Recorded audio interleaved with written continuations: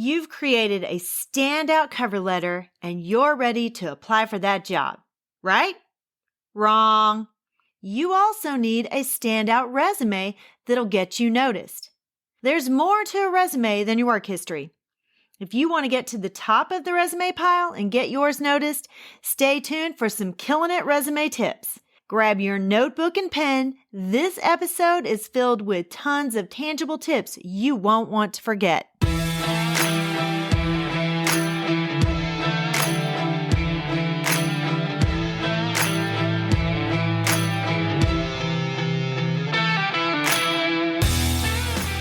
Hi friend, are you ready to move into a leadership position? Do you have interests and ambitions that you want to pursue, but feel like you don't know how to take that next step? Maybe you want to start your own coaching or consulting agency. I'm Mel, and I help educators define their career path through correct mindset, knowing your options, and getting prepared for your career transition. I will show you how to level up your leadership skills, share your expertise in a new way, create impact on a larger scale, and put your leadership in motion. As an educator for over 20 years, I started to feel underused and like I had more to give. I knew when the time had come for me to leave the classroom and affect change on a larger level. Now, I'm ready to help you determine where your talents and skills mesh with your passions and interests. Put your leadership in motion and move into that next phase of your educational career journey. Let me help you define your career path by having the right mindset, knowing your options, and getting prepared for that next leadership position. So power up and put your leadership in motion.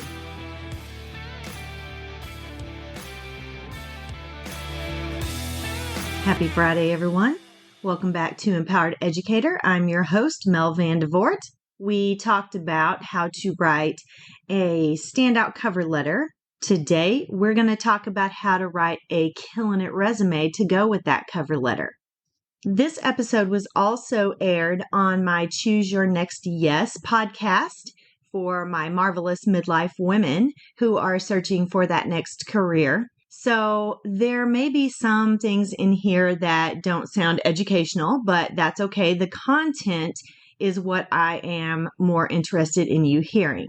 So just go ahead and listen. And if there's anything that is specific to midlife women, just ignore that and insert educator in that spot. Let's get started. Today, I'm going to tell you how to write a killer resume that'll get you noticed. What is the difference between a cover letter and a resume anyway? Well, a cover letter tells your story in a more personal way and highlights some of your specific skills in the present or future and how they relate to the position you're applying for. A resume, on the other hand, is a list of your past accomplishments and includes your skills, job experiences, education, and any professional memberships you may have had. They are formatted differently and they contain different information, or they may contain some of the same information just presented in a different way. It's extremely important to have a great resume to complement your cover letter. Great resumes make it to the top of the pile, while subpar resumes make it to the trash pile. You do not want to invest your precious time working on a resume that is never seen or maybe glanced at and moved past quickly and right into the trash pile.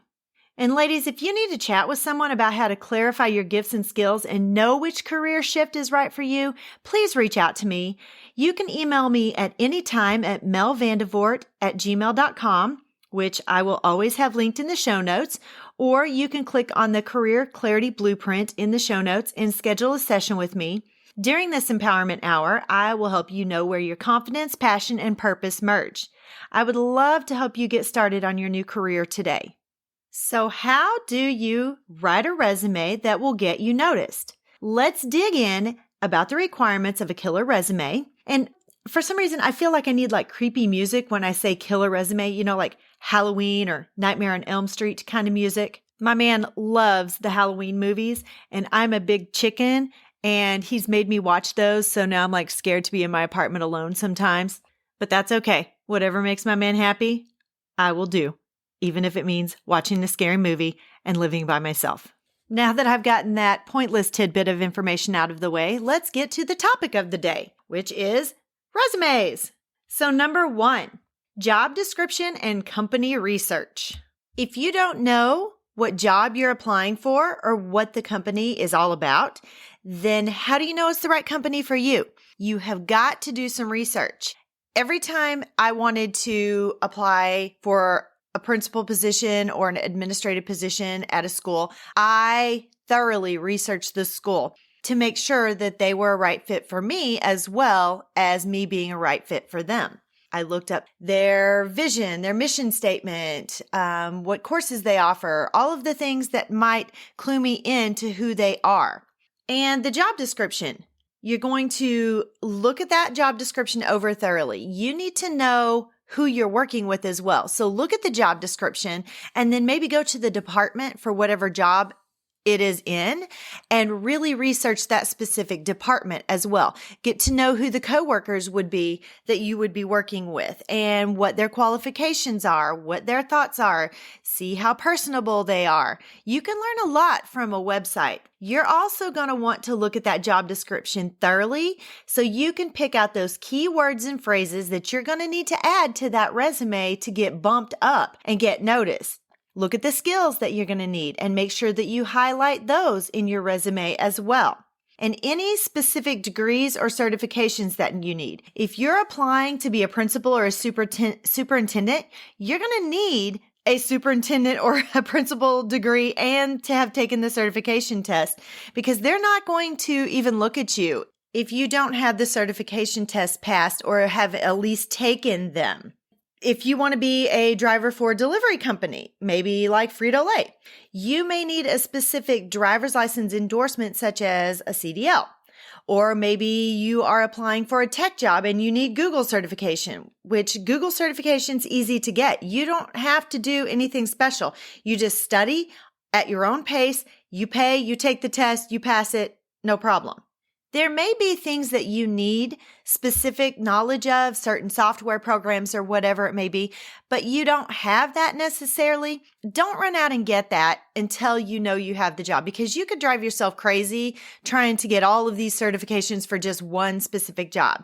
If they are interested in you for your other skills, you still want to try to make it to the top of that pile with everything else on your resume, then they may be more flexible and they may be willing to help you get that certification or that knowledge for whatever that program is. And I just wanted to reiterate the fact that you need to know what their vision and mission is. It gives a clearer picture of what they do in the company and again, whether or not you want to work for them. And your skills may fit, but you may not be using the correct industry wording. So make sure when you are looking at that job description that you are equating your skill with that specific title or wording. So let me give you an example. Instructional designer versus teacher. Teachers by nature are instructional designers. When I was transitioning out and looking for an instructional design job, I had to learn a lot of terminology, a lot of lingo to help me fit into that industry. Yes, I am an instructional designer because I have been a teacher. I design instruction all the time, but I didn't use that wording. And so you need to look that up. An instructional coach versus dean of instruction. I'm a dean of instruction, but I do instructional coaching. So when I'm applying for a position, or if I would apply for a position that they need an instructional coach, I would not call myself a dean of instruction. I would call myself an instructional coach because that is specifically what they are looking for. In life coaching, there are so many different types of life coach. So make sure that you are using the specific type that you want to be. And if you have certification, even better. But I am a career transition coach. So I would not call myself a life coach. I would call myself a career transition coach. Number 2, template and tailor. So I told you before, you can have a template with the information that you always use, which is your name, your address, contact information, the things that aren't going to change. Have a template for that so you don't have to recreate that every time. Also, you want to have your resume looking beautiful and laid out exactly the way you want it. So a template helps you to do that. Then all you have to do is go back in and plug in the specific information. However, Be careful if you're making a copy and changing that information. Let me tell you about a mistake I made one time. I used a copy of my resume or a cover letter, I can't remember which, and I applied for a job. I had changed everything. I thought I got back in there, was going to use that same template for something else, and guess what? I had the wrong name for the school on the cover letter. I had the right information at the top. I had the wrong name. Guess what? I didn't get that job. Shocker. That's why you need a proofreader to catch those goofy mistakes. And tailor it to the specific job. Remember how I talked about your cover letter having those specific words and phrases in episode 32? So if you haven't listened to episode 32, go back and listen so you can have a standout cover letter to go with your killer resume. Your resume also needs those specifics.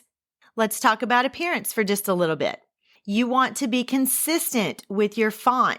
You cannot have 10 different fonts and all these curly cues and weird things. No, keep it very traditional. Keep it to 11 to 12 point. No crazy colors on your fonts. You cannot have hot pink font. Use black font.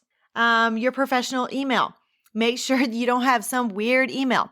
When I was transitioning out of the classroom and into administration, before I had been using teachandmel@gmail.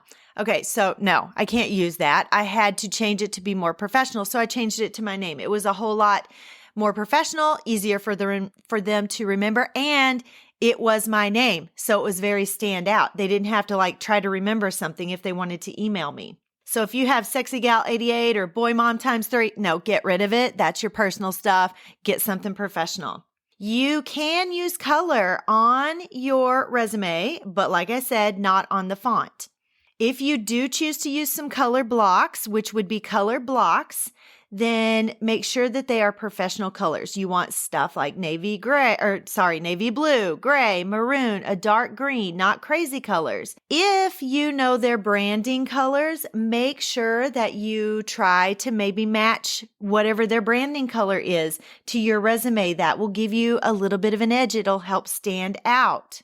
If their branding color is dark blue, navy blue, use that in your resume.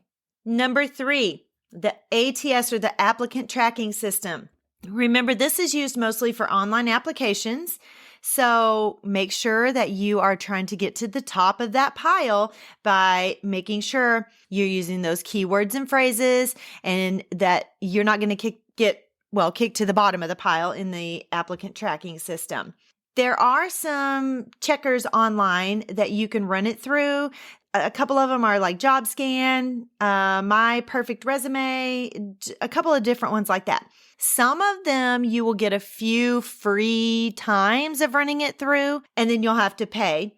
That's okay. If you're just applying for one job and you want to just really get your resume honed in tight, you can run it through one of those free ones a couple of times, run it through, see what you need to fix, run it through again. You may get maybe up to 3 times. I'm not real sure on some of them, but they're really good and handy to help you see what you need to correct. Because the first time I ran mine through, I thought, oh man, I'm good. I've got a good resume. I've got all those keywords and phrases. No, it was bad. I had to rework it big time and run it through multiple times after that to get it really in the green, where I had a green light on that.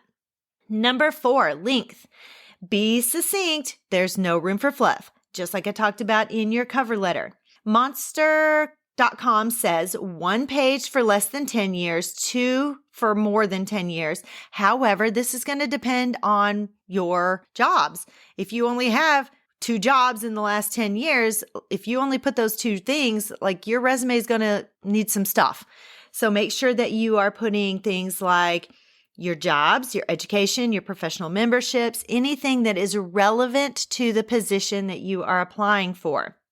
And number 5, a proofreader. Like I said before, you know what you've written. And so it's very hard to go back and proofread your own work. And your Word doc system may not always catch that. Google Docs will sometimes catch things, but sometimes it doesn't.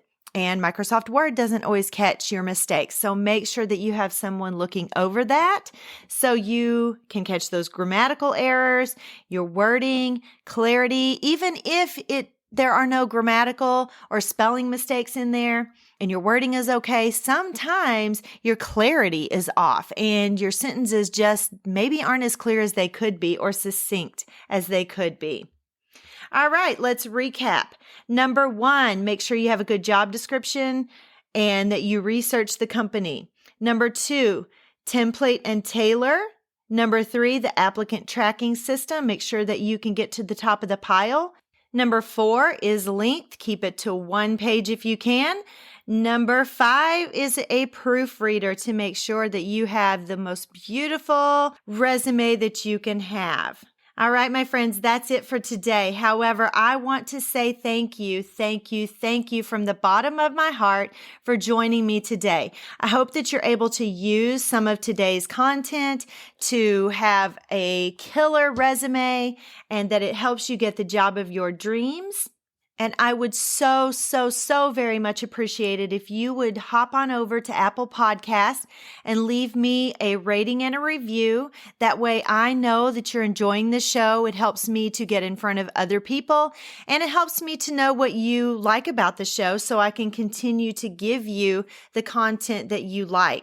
And no matter what platform you listen on, please be sure to hit the subscribe button so you never miss an episode. I want to also invite you to join our Facebook group where we're getting to know each other, supporting each other in each phase and season of life. And you can join by clicking the link in the show notes. And as always, may the Lord bless you and keep you. May his face shine upon you and be gracious to you. May the Lord lift you up and give you peace. Have a great day, my friends.